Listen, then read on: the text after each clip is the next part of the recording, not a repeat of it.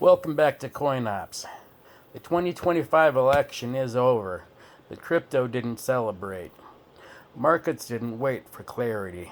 They reacted to power and panic.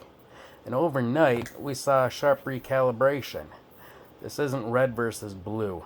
It's liquidity, legislation, and infrastructure threading the next arc. So let's rewind. Last week, Bitcoin surged past 104,000. Ethereum reclaimed 3,500. Altcoins rotated into privacy and infrastructure plays. The tone was softening. Trump signaled crypto as a national priority. Traders positioned for a bullish post-election pivot. The setup was clear.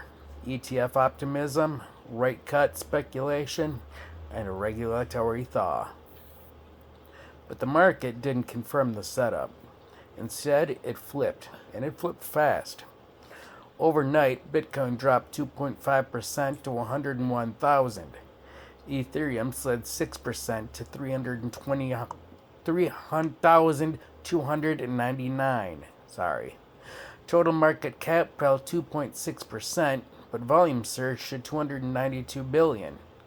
This wasn't retreat, it was repositioning.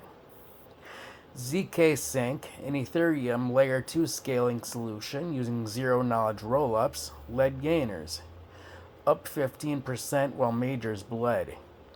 The Fear and Greed Index collapsed to 20. Stablecoin flows spiked, however. Liquidity rotated. Layer 2s and infrastructure tokens absorbed the shock. And it's not just crypto. The government shutdown hit day 35, now the longest in history. Bitcoin's down 21% since it began.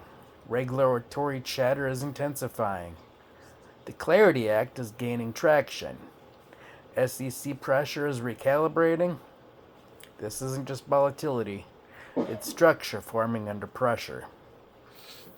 So if you're still framing this as politics versus price, you're missing the deeper signal. Markets aren't reacting to a party. They're reacting to tone, liquidity, and legislation. This is the pivot, and it's happening in real time. Infrastructure is rotating, narratives are shifting, and the next leg is forming. So thread it now before the next leg starts. Subscribe for legacy tier breakdowns, validator arcs, and viewer-safe macro pivots. This is CoinOps.